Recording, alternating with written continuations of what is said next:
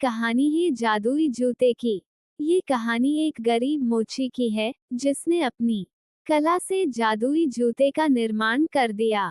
एक समय की बात है, एक शहर में एक मोची रहता था। वह सुबह से शाम तक अपने काम में लगा रहता था। उसे दुनियादारी से कोई लेना देना नहीं था। सड़क के किनारे छोटी सी जगह में वह अपना जीवन यापन करता था।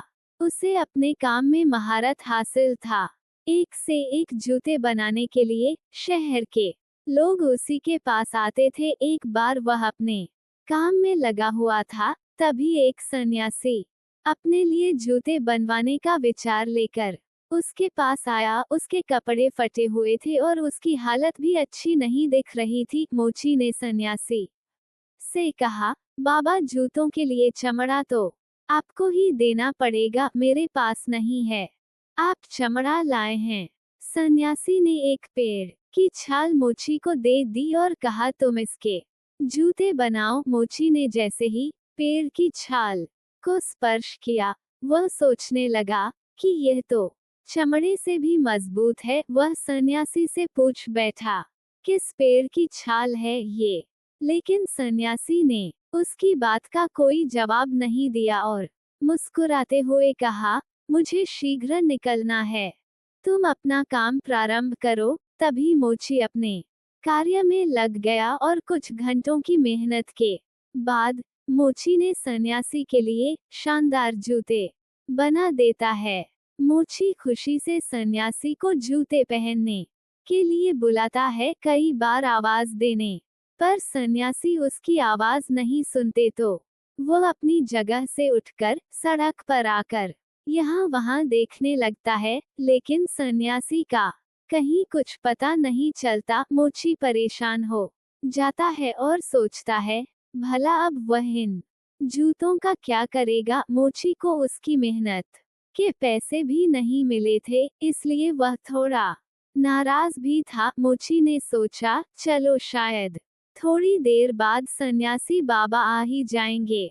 मोची को बैठे बैठे शाम हो गई, लेकिन सन्यासी वापस नहीं आए। मोची के दुकान बंद करने का समय हो गया था। तभी वह सोचता है, थोड़ा सब्जी ले आऊं, और वह वही जूते पहन लेता है जो उसने सन्यासी के लिए बनाए थे। और जैसे ही वह जूता पहनता है, अगले ही पल वह सब्जी मंडी में आकर खड़ा हो जाता है, जहां आने की बात वह मन में सोच रहा था। मोची बाजार के बीच में पागलों की तरह बर्ताव करता है, क्योंकि उसे यह बात बहुत अजीब लग रही थी कि वह इतनी जल्दी यहाँ कैसे पहुंचा। वह सोचता है कि उसे तो सड़क के किनारे होना चाहिए, और अगले ही पल वह सड़क के किनारे खड़ा नजर आता है।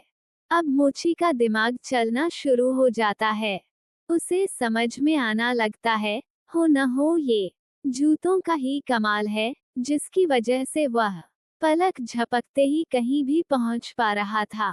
इस बात को साफ करने के लिए वह कई जगह मन में सोचता है और एक एक करके हर जगह पल भर में ही पहुंच जाता है। उसकी खुशी का कोई ठिकाना नहीं था, मानो उसने जीवन में सब कुछ पा लिया था। तभी मोची इच्छा करता है कि वह खूबसूरत घर में पहुंच जाए, और वह जूतों के चमत्कार से पलक झपकते ही वहां पहुंच जाता है। घर की सुंदरता देखकर वह खुशी से झूमने लगता है। ऐसा लगता है मानो ये घर उसी के लिए बना हो। वह डाइनिंग टेबल में रखें अखबार को उठाकर पढ़ने लगता है।